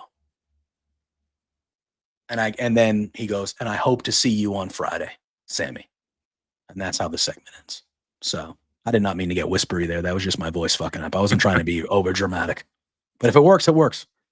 But that was the segment. Real good segment. Real good. Again, I feel like it's rushed. I feel like everything's rushed here. They should have spread it out a few more weeks to really build that intrigue. But great segment. Well, they'll probably spread it on SmackDown when, like you said, Roman says no. Or I want Sammy to say no. Sammy said no on Monday. I want him to show up on Friday, and I want him to still say no. And then I want on the following Friday, I want Roman to be like, I'm sorry. We need you. I want Roman to have to earn, Roman needs to be the one that earns Sammy. Earns him. Because Sammy was a fucking loyal soldier. He was more loyal than both the Usos at one point. And he was the one keeping it together for a while. Mm-hmm. And Roman needs to apologize. Roman needs to apologize to Sammy. He should have apologized to Jay. They did it in a way that I was all right with it, but he should have apologized to Jay. I hope wherever they are on SmackDown, the crowd, the chant that they do for that segment is "Say you're sorry." Yeah, something like that. Yeah, I did see this, Sammy. I did see this, Sandy, at Crown Jewel. Roman and Jimmy came out first. When Jay came out, Roman was very impressed with Jay's he was like. He was making faces like, oh, shit, all right, this guy's legit. I did like that. Was a nice little touch. But again, a really great segment. Sammy being in the bloodline and joining them again just feels right. But again, I do think Roman needs to earn it a little bit. We then have a backstage interview with Seth Rollins. He says he's there tonight because of his resume. And he wants to tell us who Bronson Reed. What? Is this my notes right here? It says backstage, Seth Rollins is interviewed. Yeah. Oh yeah, that's right. He goes, I wrote my notes terribly. He goes, I'm here tonight because of my resume. He's in a 4-way for the #1 title. He goes, but I want to tell everybody who Bronson Reed is. He goes, Bronson is as advertised. He took everything I had and kept getting up, and I'm sure we'll do that dance again. He goes, but right now I got gold on my mind, and tonight I got to face off with 3 dudes for a shot at Gunther. And he knows exactly who he is. A visionary, a revolutionary. He's Seth freaking Rollins. So that was good. And then we had, best match. I would make an argument that this might have been the best match of WWE's weekend in Saudi Arabia. Because this Dragon Lee versus Chad Gable match ruled. This match was so good. As to be expected with these two guys. But man, what a match this was. Real good. A little AEW coded. I saw people say. I did see people. Yes, this was very much that style of match. And it was great. It was great. Yeah. Yeah. See, Dan, Roman's a babyface, though. Roman's a babyface. I think that's been my kind of main problem with this whole thing is Roman is clearly a babyface now, but he's still acting like... No. It's Jimmy and Jay are clearly babyfaces. I don't think Jimmy was acting like a babyface last night. Jimmy was acting hurt. Fair. Which I understood Jimmy's role last night. Absolutely. Yeah. But Jimmy and Jay are the babyfaces. And Sammy is the babyface. And Cody, when they were doing their match last pay-per-view, was a babyface. Roman is not. He's not. He has not even... Okay, he did the yeet thing on SmackDown. Yeah. That's like the only babyface thing he's done since he's come back. Yeah, I'm gonna say he's pandering to the crowd. He's getting the crowd amped. Like heel though. That's still heel behavior. Kinda, I guess. I don't know. I feel like when he's getting still asking for the microphone the same way that he did as a heel. You get real caught up on that microphone thing. I do, because it's heel behavior. Is it though? Just asking for the mic? It's not asking for the mic. It's the I am the most important person here. Hand this to me like the little minion would hand the king his staff. Like that's fair. It's that type of like, oh, yes, I'm gonna stand here so stoically with my hand out. Won't somebody give me my microphone? Like it's so it's so heel. I don't like that from babyface Roman. That's fair. That's fair. All right, now. So let's circle back to Gable and Dragon Lee, because that's where we were. Again, real good match. Fast paced, high flying. A lot of stuff going on here. Oh, there you go. Dan even said it. He's on. You and Dan are aligned. You and Dan are aligned. At one point, Zelina Vega kind of gets involved, and Ivy Nile chokes her out, and that brings Rey Mysterio to ringside to check on Zelina Vega, and then Chad Gable tries to pull up Rey and rip his mask off, and Rey ends up kicking Chad Gable in the face, which turns Gable into Dragon Lee, who hits the Operation Dragon to get the victory and the win. Really good match, really good win for Dragon Lee. They got something with that guy. That guy's real good. Chad Gable is obviously real good. We all know that, but Dragon Lee they got something with there. That guy, Dragon Lee, is very, very good. We then move forward, and Imperium are being interviewed backstage. Gunther is asked about coming up short to Cody and the Crown Jewel Championship, and Ludwig Kaiser talks first, and he complains about wasting Gunther's time with questions about the undeserving Cody Rhodes, but Gunther cuts him off. And he says, you know what? Cody deserved it. He was the better man. And then Gunther says, but I'm here and I'm interested about the match that's happening tonight. And I believe the line that he used were that there's a fatal four-way with 3 very capable opponents and Dominic Mysterio. That's what Gunther said. Oh, man. And he says, I'm very interested to see who's coming next for my title. And then at the end of it, he goes, after Saturday, and he looks Ludwig Kaiser right in the face. And he says, it's on both of us to do better. And Gunther walks away, and Kaiser's kind of standing there with a kind of look on his face like, okay.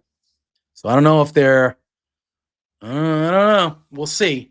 But Gunther going out of his way to talk good about Cody Rhodes. Which if you watch this whole feud, I mean, I wouldn't even call it a feud, but the lead up to this match at Crown Jewel, Gunther really never said anything bad about Cody. Did you notice that? That even though Gunther was a heel, he really didn't say anything bad about Cody.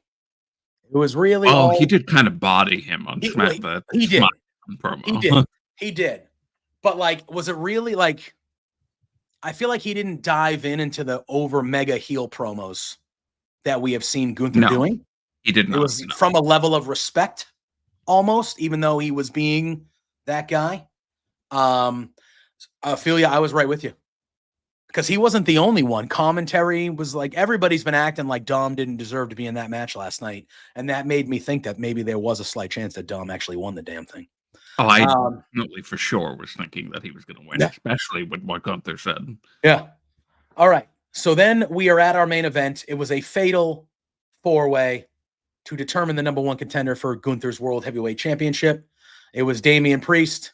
It was Dominic Mysterio. It was Seth Rollins. It was Sheamus. Sheamus is over, dude. That crowd was pulling for Sheamus like you dream about. I wouldn't have mind Sheamus winning. Good back and forth match. All four of the guys getting their stuff in, as you would expect. And then right towards the end, Rollins hits a pedigree. It looks like Seth is about to kind of do his thing to win it. And we see on the outside, big Bronson Reed has arrived. He takes out Priest. He takes out Sheamus. And then it is him and Seth.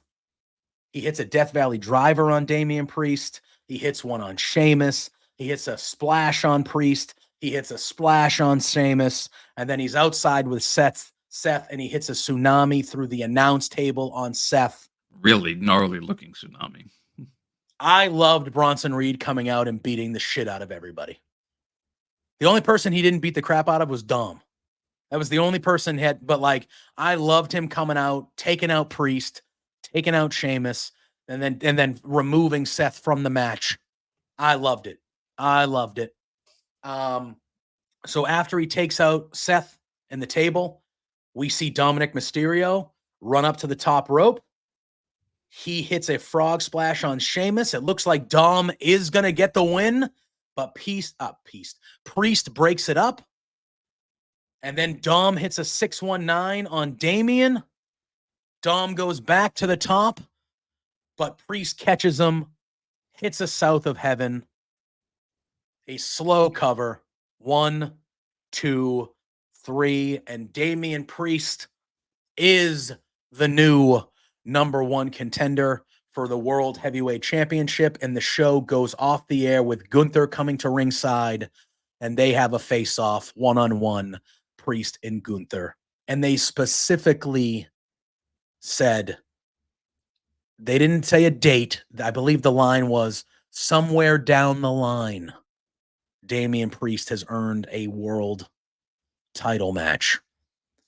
Damian would not have been my first choice to win this match. However, Damian never got his rematch. And Damian lost that belt because of bullshit. So I am perfectly okay with Damian getting his one-on-one rematch with Gunther. Because he lost that belt with help by Finn Balor. And he never really got a fair chance to go, hey, like, one-on-one here, let's go. Now, when this one-on-one match happens, I believe we're probably getting Finn Balor coming out here and ruining it for Damian again. Because Finn is real fucking bitter. Finn is real bitter that Dom was in this match. He was not thrilled that Dom was in this match. Mm-hmm. And Finn has been a little angry, bitter guy back there these last couple weeks. Now that his archenemy Priest is now going for the world title again, I can only imagine that it's going to end that certain way. And I still think we're getting Gunther and Punk at Survivor Series. I think that's what we're doing for the belt there. Because I think we're getting Punk coming back next week on Raw because they're not in Saudi. And I think that's the only reason Punk hadn't been around. Because he was like, fuck that. I'm not going to that shit. I don't know. It feels weird to have this random match. I would have given it to Sheamus. I thought Sheamus should have won. If not Dom. Sheamus and Gunther one-on-one, give it to me. Give it to me again. Let's go. Oh, yeah. Run it back. You know? It felt like we all know that Punk called out Gunther. Yeah. So, or Gunther, as he said in the promo. But, so why do this match last night? What was just have Damian Priest, because and him pinning Dom too. Like, okay, so he's definitely still being. Oh yeah. Like now that Rhea isn't around to continue being involved, now they're gonna just throw Damian in there. And I think that's part of it. I think the Rhea Ripley injury, because it did feel like Damian was moving away from the Judgment Day. He specifically said, "I'm done with them." Yeah, he looked at Rhea and he said, he looked at Rhea and he said, "Hey, if you need help, I'll always have your back against these people, but I'm done with this. I'm not doing that anymore. I proved my point." But then Rhea gets hurt. And the more I think about it, I know we talked about it last week, I actually think that they were going to do Rhea and Dom. I think Rhea was going to be the person that was going to fight Dom as the former world champion last week. And the injury changed plans, so they just threw Priest in there because it was a safe story and it was safe, and that's what they could do. And the fact that Damian lost the way that he lost, it just felt like that they just kept it as is, and they were like, yeah, we're just going to do this. And now I feel like Damian going for the world championship, like I said, I have no problem with. I think he's earned that, and he's earned his rematch. Absolutely. I have no problem with that, but it does feel like now, because Rhea is hurt and those plans are obviously not happening, that they're like, all right, Damian, we're going back to it because the Judgment Day needs somebody to go after now. So, yeah. But all in all, the four-way was good. What do you think happens? Do you think they do the Gunther Priest thing on Raw in the next couple weeks, maybe? Or do we think they actually drag that out to Survivor Series and the Punk things? I think Punk and Gunther is happening in Survivor. It has to, right? Or do they do Punk? Do they do Gunther and Priest at Survivor Series and then Punk and Gunther's maybe at Saturday Night Main Event? That's the main event? Maybe? I think so. Survivor Series last year is when Punk returned. Correct. So we're at the 1 year. He's not going to obviously be in a War Games match or anything like that. I feel like Punk and Gunther for the title 1 year after his return. I think Punk's winning. Good. I don't know. I think Gunther holds. I think John Cena is winning. I think Punk's winning, and that's setting up Seth. Well, I do think Seth and Punk is happening. That's the Mania match, I think. I don't know if it'll be for the title, though. I just got a feeling that John Cena is winning that Royal Rumble, and him and Gunther are the title match on Raw at Mania. That's just how I feel. I think Cena beats him. Oh, yeah, right. I think Cena beats him for the title at Mania to break Flair's record. That's what I think they do. Again, that's down the line. A lot of shit can happen, but that's kind of my fantasy booking is Cena wins the Rumble. He challenges Gunther. Good versus evil. Cena beats Gunther for the title at Mania to beat Flair's record. That's kind of how I view things happening on the Raw side.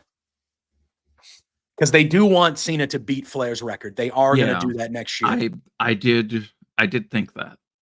They are going to do that. I think that's the way to do it, man. All right, I'm going to say this. Now, I don't know if this is what's going to happen, but so remember... Scott agrees with me. Remember my biggest gripe with the whole Punk-Drew feud was... Drew hasn't been around here either, too. We got to find out where he fits back in the shuffle whenever he comes back, too. Wait. Is that where you're getting at right now? You talking about Drew? Drew, my biggest gripe with Drew McIntyre was that he never cost Punk a championship match. Mm-hmm. You think we're still going? You think we're doing it now? Well, are we still sticking with Drew and Punk? We're not getting past it. I'm not gonna lie. The Hell in a Cell match was quite the ending. It's quite the ending. It's a for classic. Punk to get his actual real first world title match back in the company at the same show that he returned at last year. Mm-hmm. If that's what's happening, we don't know yet. But if they say, okay, Punk's coming back next Monday, back in the States, he's challenging Gunther for Survivor Series. It's a big, major world title. It's at the show that he returned at. I don't know where Survivor Series is this year. Vancouver, British. That's a big wrestling crowd. I almost said British Columbia, but I think that's wrong. So I held back. But Vancouver. Yeah, I don't know. I don't know what. I'm not 100%. It might be. That does sound like that could be. I feel like it's Vancouver, British Columbia. But I feel like I'm wrong. I don't know. I'm not confident in that, but I felt like I might be right. But either way, Vancouver is where it's going to be. So that's a big wrestling crowd. I feel like that's a great match to have for Survivor Series. Crushed because there's going to be Bloodline. War Games absolutely is happening. Oh yeah, Chelsea Green's hometown, so hopefully she's on the show. Put her in the Women's War Games match, will you? Please, thank you. Okay. So they do this match. Gunther and Punk. This is at Survivor Series now, you're thinking? At Survivor Series. And Drew McIntyre cost Punk the match.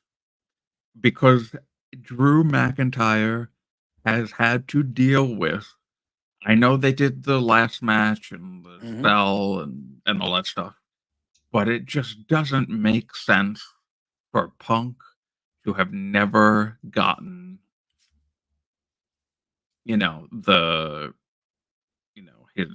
his own game thrown at him the way that he did multiple times for Drew McIntyre this year. Multiple times. I get it. I mean, Punk had to miss 8 months with an injury that Drew McIntyre and kayfabe caused. So I feel like that was, I feel like it was overkill. I was even telling you that. It was overkill. He was. Come on, man. I get it. I just don't know if. And again, this is somebody who I want Swerve and Hangman on the other side to fight all the time. So I'm not going to sit here and tell you that I wouldn't be down for another CM Punk Drew McIntyre feud, but I do think more on the Drew side. I think they need to do other things. They need to fight other people. They've literally only fought each other all year. Truly. All year. Now, why hasn't Drew been back? Because he got his ass kicked and he was a bloody pulp in a Hell in a Cell match. Well, yeah, that's true. So they're selling that injury, probably. I do think that I do think that is a good thing to point out because Punk did come out on that Raw after the Hell in a Cell match and said, I'm out. I got to go home and rest. I don't know when or if I'm coming back. I'm hurt. That was a brutal match. And Drew McIntyre hasn't been seen since. So I do think if all of a sudden CM Punk comes back and he's got a big match, and if they were to continue it and Drew, I don't think it could go either way. It could go either way, honestly.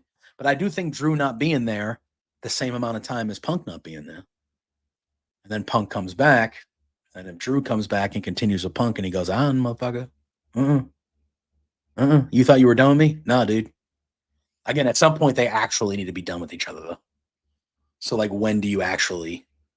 Because if they're going to do this again, when does it actually end? This was a Drew and Punk are done on Adam Pearce's orders. And who listens to Adam Pearce? Somebody needs to, damn it. Have some respect for authority.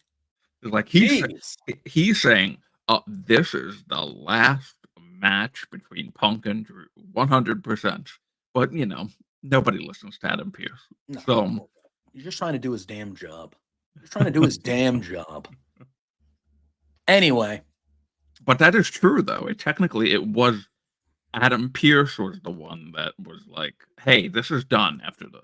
Like, neither person was like, "Oh, I think Punk might have said Punk was like, yeah." But that was Punk saying that. That wasn't Drew saying that.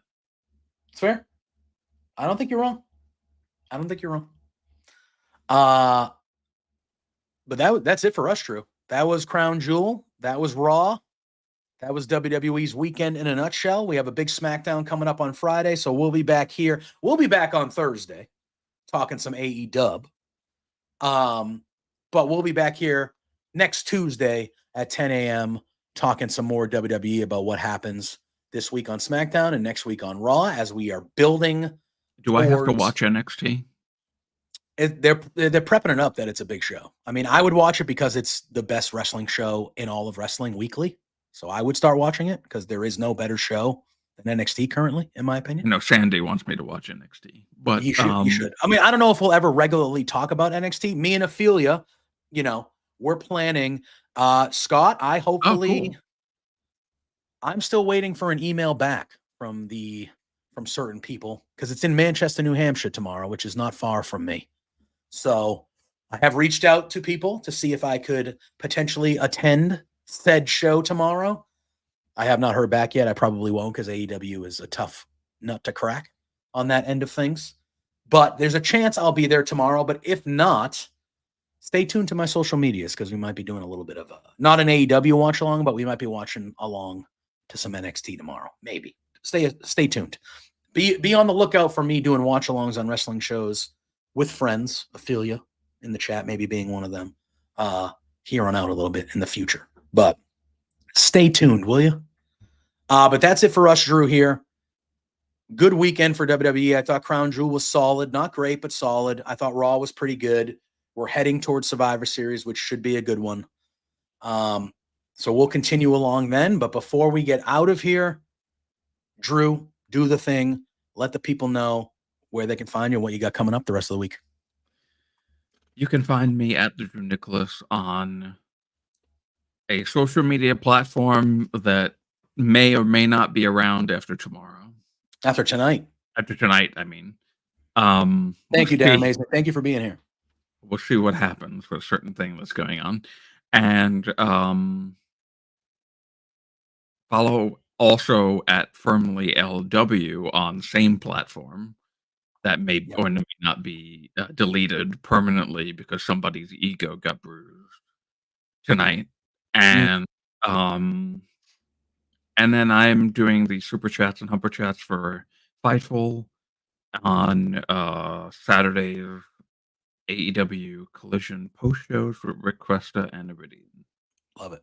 Love it. You can follow me at JPJ Loves Gaming on all social media platforms. Tomorrow, 4 p.m. Eastern Standard Time, right here, live on Twitter, live on the Between Two Beards Facebook, the Between Two Beards Twitter. Pluggo and I will be doing our NFL power rankings. JPJ tiers you a new one, Pluggo likes to call it. We've been doing that live since the beginning of the year. So that's getting a lot of good stuff for us. So if you like football, you want to talk some football, you want to hear my passionate, angry football talk about my terrible football team, the New England Patriots, you can, and talking about the whole league, we do that every Wednesday. Thursday, like Drew said, 10 a.m. We're back here talking AEW. Thursday night, 8 p.m., the flagship of Love Wrestling with me and Pluggo, Between Two Beards. Go to the Love Wrestling YouTube. Go watch Pluggo's interview with Marco Stunt. The boyhood dream came true for Pluggo. First interview with Marco Stunt post his retirement announcement. Yeah. Big deal. And it's been picked up by everywhere. A number of places. It's been picked up everywhere. Yesterday, I went on Google, and there was a picture of Marco Stunt on Google, and I said, Pluggo made it to Google. Pluggo made it to Google. So go check that interview out. It's a good interview. Marco talks about some stuff that he usually doesn't. He talks about his family. He talks about his health. He talks about his time in AEW with Jurassic Express. It was a very, very good interview. Proud of my man, Pluggo. Proud of my man. So that's where you can find me. Usually I stream on Tuesday evenings. I am not streaming tonight. I'm going to sit back with some sort of things that will cloud my mind. And we're just going to see how the day goes. We're just going to see how the day goes. I will say this. We're not going to get heavy in it. We avoid things of this nature. Okay. Go vote. Correct. I will say, if you are in the United States of America,